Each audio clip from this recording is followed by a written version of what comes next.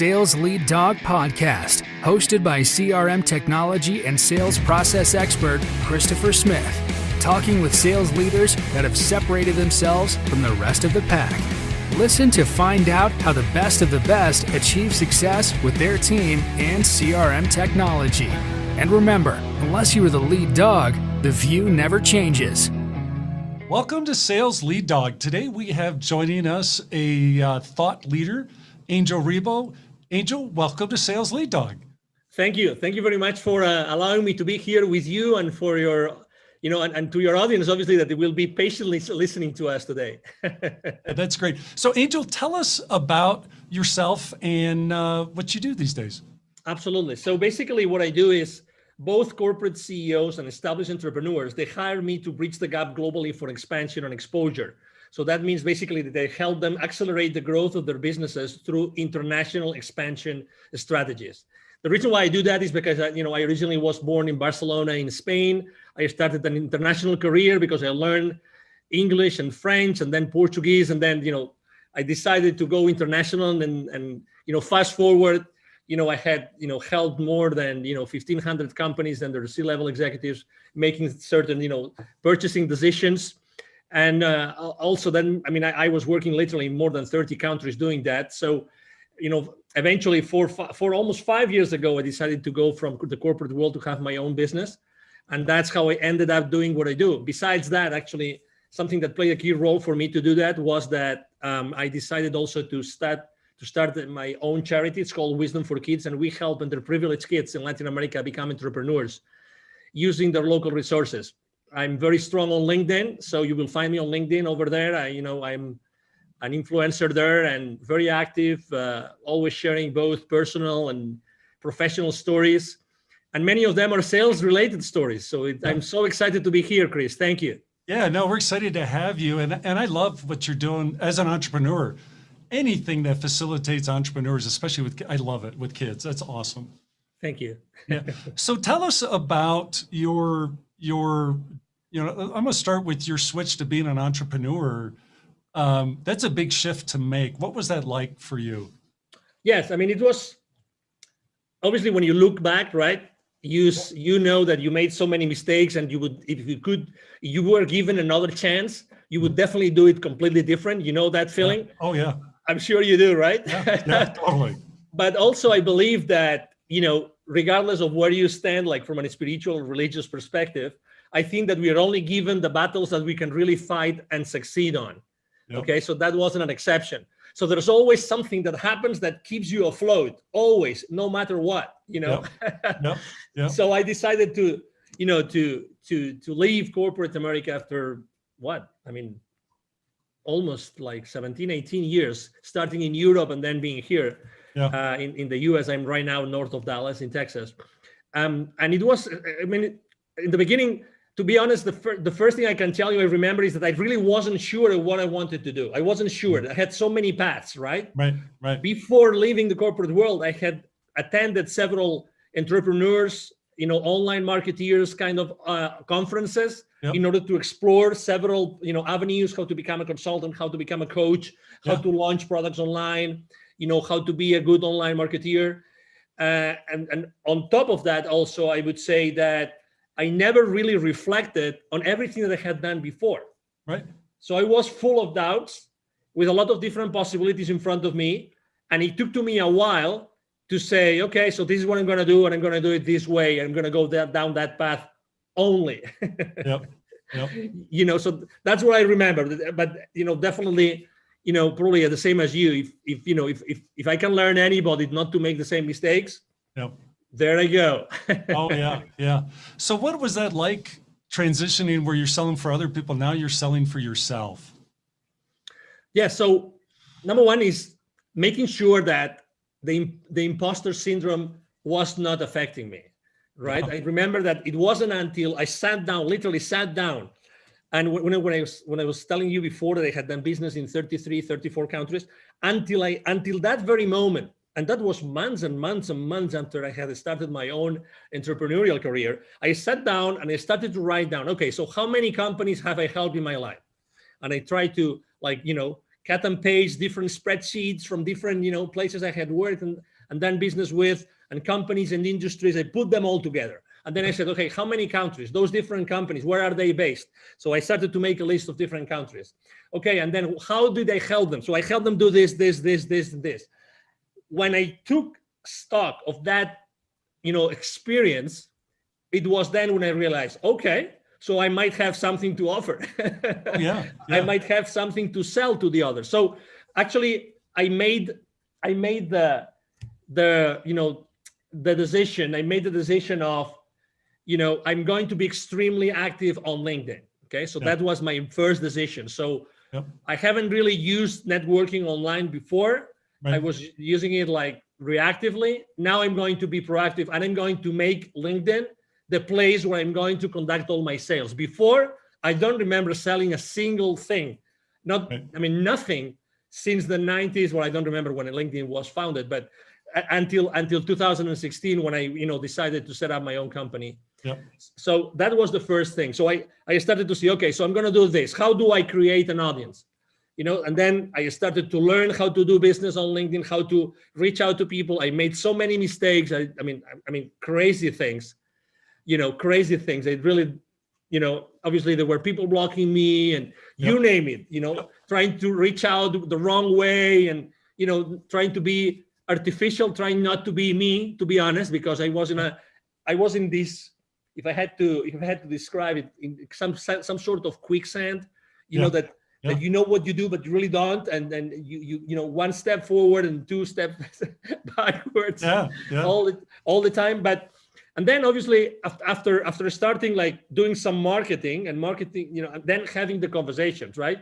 And how am I going to prepare my own proposals, and what are my own proposals going to look like? And I have to say, probably one of the mistakes I made was also that I didn't reach out to the people that could have supported me, people that I could have partnered up with. Oh, what a big mistake, Right. Definitely. That was a big mistake. But, I'm alive. I still have a family. I still have a home. I still have a couple of cars. I still go on holiday and I vacation from time to time. So it's not that bad, Chris. Oh, yeah. Yeah. I think a lot of people are afraid to make that jump, but it's like anything else in life where you're making a big change like that you have to be all in. You have to be committed to it, and you have to be committed to success, which, for being a sales leader, for our listeners, they might not want to be an entrepreneur, but hey, that's like, hey, I want to make that transition into sales leadership, or maybe I want to go for that position at another firm that might be a much bigger role than I have today. What should they take from the lessons you've learned to motivate them to make that leap? Well, number one, whatever the route is that they pick is good. Okay, it's okay. So because we tend to be so hard on ourselves, oh my God. Okay, so whatever the decision you take is going to be the right one for you. Okay, so that's number one. Number two, if you decide to make that leap, that change, then I would say, just as you said, there's a mantra I use with all my clients all the time, which is take imperfect action now. Take imperfect action now. That's my favorite one. Yep. So I would say, there's no perfect path to where you want to go. Right. But the reality is that the sooner you make certain mistakes, the sooner you're going to get there. Oh, yeah. Yeah. So there's in the startup world, there's this concept called the minimum viable product. Yes. Okay. So any startup, when they're going to launch something, they say, okay, so what's the minimum value in the form of a service or a product I'm going to put together so that the market is going to react positively and they will start acquiring my services or my product, right? So this is so much more simple than what you think. You just have to reach out to the people that you already know, or the potential business partners, and go to them and say, hey, I just started. I just got out, the corporate world. I want to do this. Would you be willing just to have a coffee, over coffee conversation and tell me that makes sense? And if you would be willing to tell me your feedback about this, it's as simple as that. In a week, you can have 5, 10 conversations like that, Yep. and already know what makes sense and what doesn't make sense, and start having those conversations with potential clients. Again, I was talking about making mistakes on LinkedIn and sending the wrong messages. If you genuinely, even if it's people that you don't know, if you genuinely reach out to people and ask them for help, Yep. I mean, don't explain them your life, okay? Just, I need your help because I just left the corporate world and I would like to, proof test something that I want to change, to launch to the market. I tell you, maybe it's not going to be a 50%, but there's going to be a 10%, 20% of people that are going to say yes. And they will be able to meet, they will be willing to meet over coffee with you to discuss that. Yep. Yep. I mean, and the ones that have been there, the ones like you and me that we have been there, oh my God, do we want to help other people not to make the same mistakes? Oh yeah. Of course. Yeah. Of It's course so we want. important. Exactly. Yeah. Exactly. So, I think that's the most important thing. And again, you don't have to wait. I remember that one of my excuses was, we look for so many excuses. As soon as I left the corporate world, my company held me and put me, they gave me a very nice package and everything. Yep. And they gave me an outplacement company to work with, right? To find another job. Right. I remember being the only one, very high level executives on the same meeting, blah, blah, blah. I was the only one in the entire room that wanted to be an entrepreneur. Right. The only one, every single meeting. So I would have a meeting, 1 or 2 meetings per week with them, with other executives looking for a position. Yep. I was the only one that wanted to be an entrepreneur. The rest wanted to have another job, another gig, or another company, which is good. Again, it's good. It's perfect. And again, there's nothing wrong. But the sooner you start going down that path, yes, the better for you.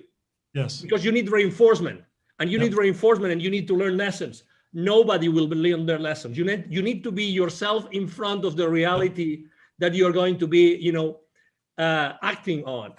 And the new reality is you before other companies that want or might want what you are going to offer to them.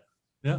And I liked your advice to work your network, seek out help, ask for help from people in your network to say, hey, I'm thinking about making this transition, be it, maybe it's a new job, maybe it's not to be an entrepreneur, but there's still a lot of people that have done the same thing already that, that are say, hey, whatever you do, don't do this. I did that and it was a dismal failure. Try this instead. It's you can't buy that kind of help. Exactly. And also something else that I didn't mention, but something that would have helped me a lot is probably to ask for help, even to pay someone to coach me in that process. Yes. There's coaches out there. There's people that have done this. There's people that help you get from a position at the corporate towards becoming a successful entrepreneur. There's people doing that. Oh my God, I wish I had taken the decision. I had made the decision of having someone hire someone to do that for me. Honestly, the only resource which is scarce in our lives is time. That's the only one. It's time. We will always get money and anything else, but time goes by. So start asking for help. Hire someone that can help you bridge that gap. Bridge that gap to the first dollar, to the first purchase order. Have someone help you get there. And maybe the only piece of advice of who to hire. There's literally thousands of coaches out there that can help you do that, but look for someone that's made a lot of mistakes. Yeah, that's great. So when you're working with your clients, is there a common struggle or pain point that they have that hold them back from success? Yes. It's definitely, they don't feel comfortable selling. They know they have a value proposition. Some of them have a solution and there's a problem that exists. Others have a solution, but maybe the problem doesn't exist or it's not big enough. But it doesn't matter. That's why we are there to talk and we're there to discuss and how to make that value proposition really viable in the market. But still, I think that's the most important thing, to make sure that I help them do something that they're just feeling comfortable. Not everybody feels comfortable asking for the purchase order. And needless to say, not everybody knows how to go to the market, which is another thing, right? That's why I always say it's expansion and exposure. expansion and exposure. So expansion is developing business, but exposure means what are all those marketing tools, strategies, and tactics that are going to help you to get to that place, to get to these people that might hire you or buy your products. And that's what they have in common.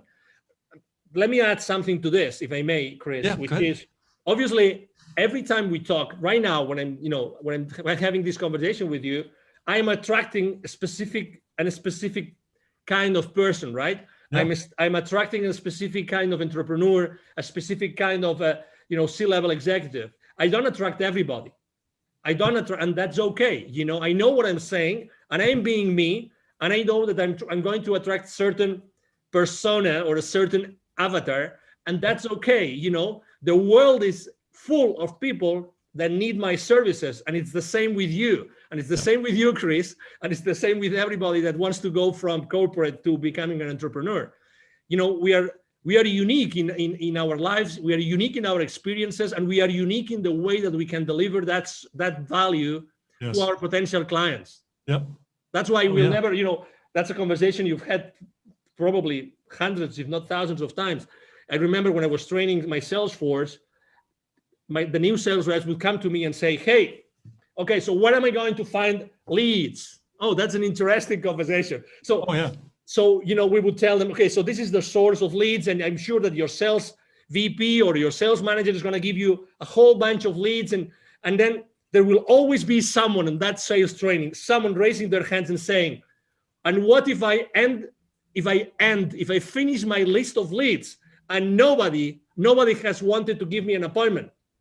I said, okay, that's interesting. I'm gonna do that myself. I'm gonna expose myself with you in front of the rest of the class, right? So if you ever finish all your lists of leads, I commit to you that I will be sitting down with you for an entire day, and we will both look for additional leads or list of leads online or in any other institutions that could provide you with potential clients of your business. Obviously, the message I was trying to convey is it that there are not enough leads or potential clients to you, or is it that maybe the work that you're doing is not good enough? Maybe the questions that you're asking, maybe the phone calls, maybe the places where you're looking, right? The reality is, Chris, that nobody ever came back to me, since the 90s asking for lists of additional leads. Right. Nobody. So at the end of the day, obviously, we all have to learn somewhere, and we all have to start, with inside sales or whatever, or telemarketer, marketing, or whatever that is. What's your craziest sales story from your career? Well, there's plenty, but I have to say the one that I will never forget. So this is the deal, okay? So this is a multinational company. They're all over the world. What they do is they do electric motors. Okay, like all sizes. They're huge. Okay, they are originally from Brazil. Okay, and they were basically opening a huge. No, they had just acquired a new massive manufacturing plant in a specific place in Mexico. Okay, so the headquarters were using a specific technology, right? Which was actually the technology that I was representing. Okay, so I was covering the entire territory at that time, and I said, okay, wonderful. So we're just going to just acquire this company, so it's going to be an easy sale, right? So they just acquired this additional company here in Mexico. In Brazil, the standard technology is our technology, so it's going to be a piece of cake. Right. It's going to be a piece of cake, right? It's, they already know the advantages, blah, blah, blah, everything. All right.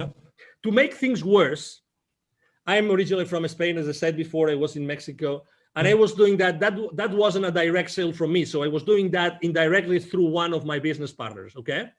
One of my channel partners, to say it properly. All right. So I said,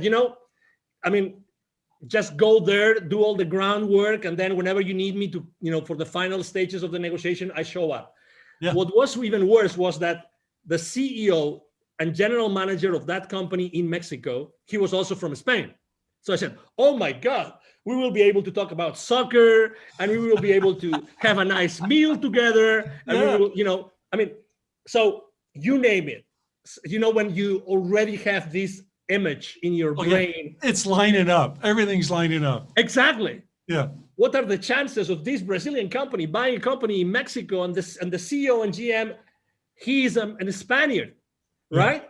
Okay, so we start the sales process, blah blah blah, and then I start receiving symptoms, right? I mean, hey, there's a strong team. They had something like a 35, 40 engineering team, and those were each one represented X thousands of dollars of that particular proposal, right? Yep. So, but suddenly from, the sales director of that channel partner of mine, hey, there's a strong group which are using a completely different technology.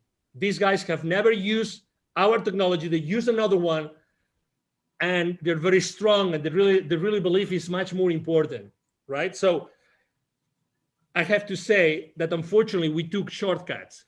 We didn't analyze the decision process properly. We didn't analyze the decision criteria properly. We didn't have enough conversations with the economic buyer, with the CEO, with the GM.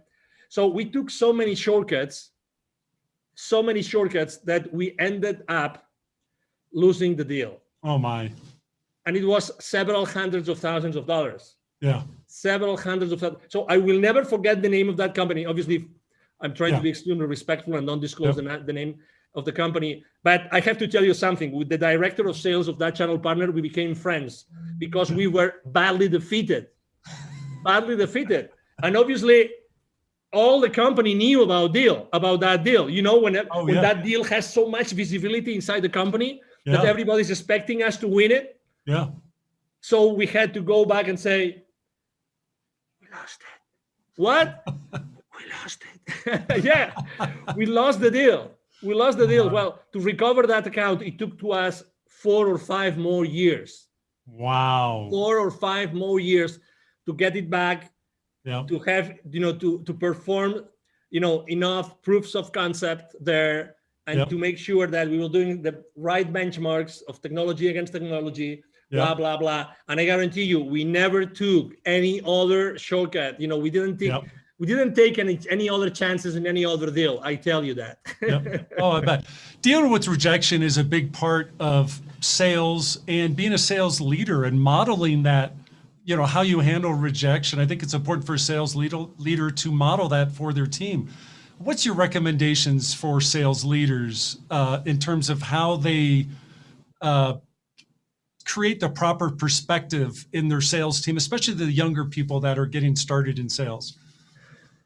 I would say number one is that for your potential clients, future clients, you call them suspects, leads, prospects, whatever, depending on the maturity, but their perspective is their reality. Don't forget that. Don't forget that. So your reality is not their reality. Okay. So that's the number one thing. So the number one thing I would like to say is, this is a marathon. Okay. So just you have to learn, and don't burn your bridges. It's a matter of time. You have to learn how to do this. This is as anything else, as playing tennis, as swimming, as driving, as anything else. This is a long run. Okay, so it's going to take some time for you to perfect whatever you want to do. And remember, be yourself all the time. That would be my second one. Be yourself. Don't pretend to be anybody else. It doesn't mean that you don't have to be mentored. You don't have to receive lessons. No. Okay, but be yourself, because if you're not yourself, you're going to be, sidetracked, whatever that is, and you're going to feel saying, I should have done what my gut feel was telling me. Okay, so just be there. And the third thing is always have the tough conversations. Don't hold anything to you. Always have those tough conversations. So what I'm trying to say is always make sure that whatever decision, whatever proposal you're making, whatever conversation, it's for the good of your client. Right. It's for the good of your client. Okay. So genuinely care about what is important for the client. Remember one thing, as I said before, perception is their reality. They want something, but you believe as a salesperson that they need something else. Right. Okay. So it's what they want.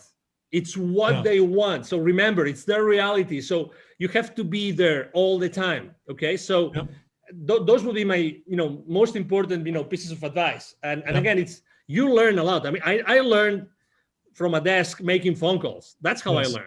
Yes. Yep. That's how I personally learned. I didn't even, it took to me more than a year to start making, sales appointments with the field reps, but it is what it is. It is, we have to learn, we have to make mistakes. You have to struggle. That's right.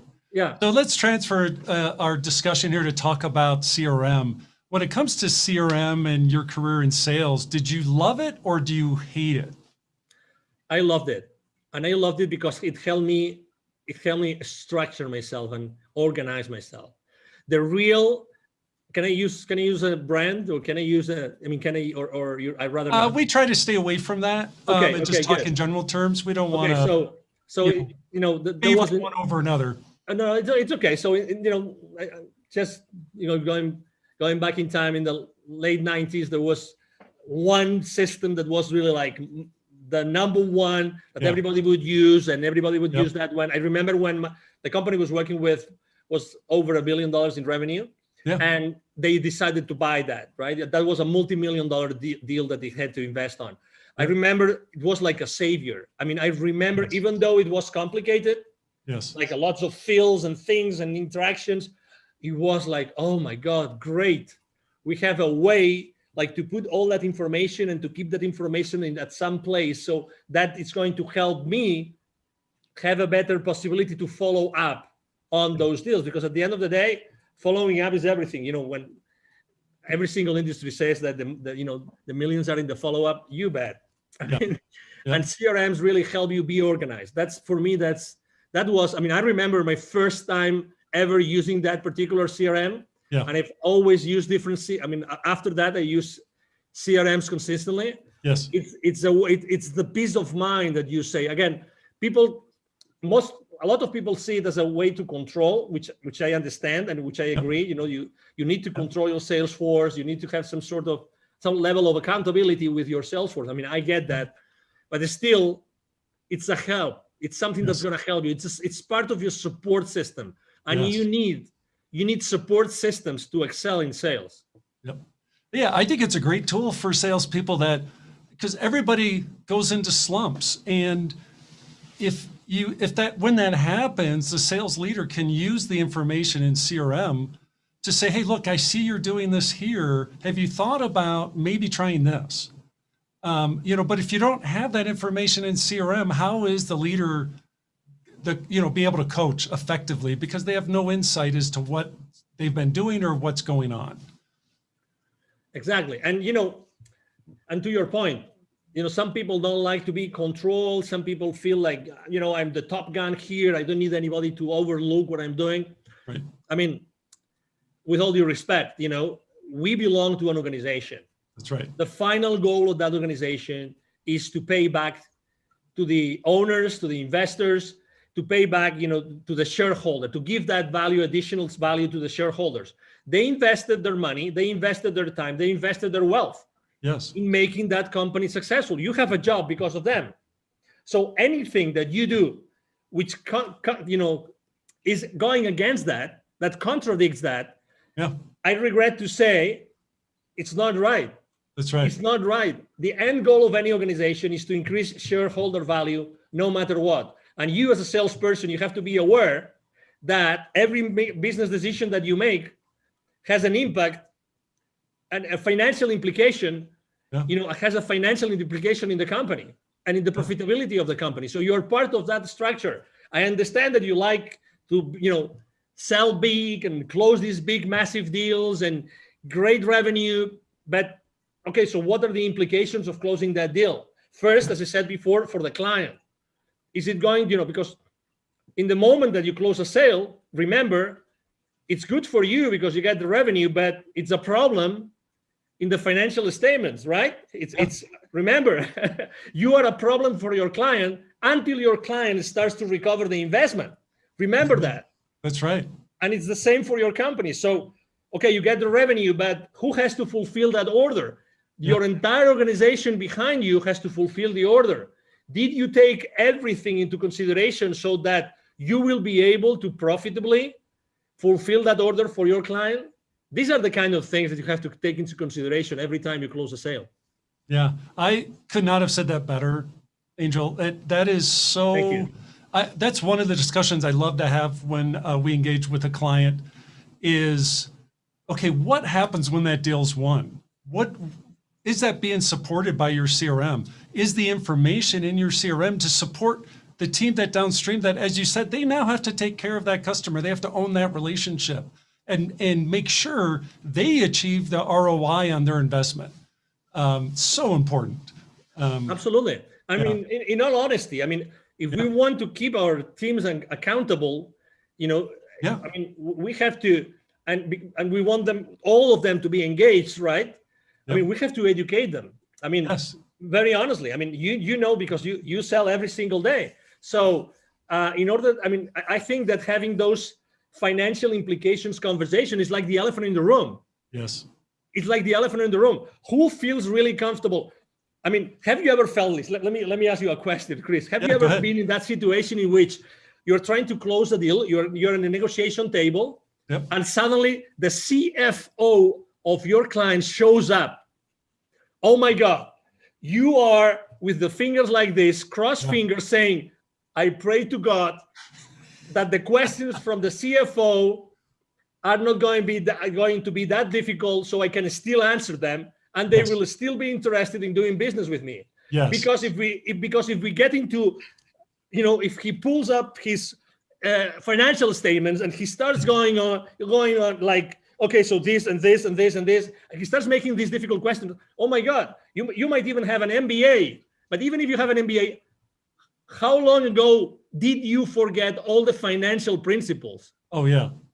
That will eventually allow you to understand what the CFO is going to say, but you still want to win the PO, right? Yep. So this is exactly where we are. So we have to be humble, and we have to receive the education in order to be able to, be engaged in our company, be aligned with everybody else, and then we can be kept accountable. Yep. No, I love it. So Angel, we're coming up on our time here on Sales Lead Dog.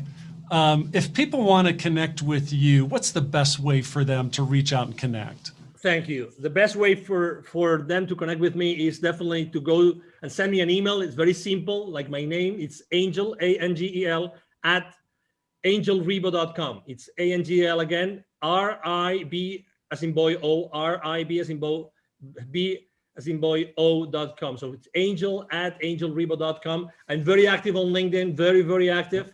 So you can, reach out to me, Angel Ribo. My brand is the CEO Confidant, So you can go to LinkedIn. You will find me there easily. Yep. Either my team or myself are going to answer your questions, your emails, your messages on LinkedIn. We are very, very proactive in engaging with everybody. Yep. And it will be a pleasure, obviously, to serve you. Yeah. Well, it's been great talking with you, Angel. I'm glad we got to finally connect and talk. This has been terrific. Thank you. Thank you. Likewise. Thank you for the opportunity, Chris, obviously. And thank you, everybody. Thank you to all the audience listening to us today. Awesome. As we end this discussion on Sales Lead Dog, be sure to subscribe to catch all our episodes. On social media, follow us on LinkedIn, Facebook, and Instagram. Watch the videos on YouTube, and you can also find our episodes on our website at impellercrm.com/Sales Lead Dog. Sales Lead Dog is supported by Impeller CRM, delivering objectively better CRM for business, guaranteed.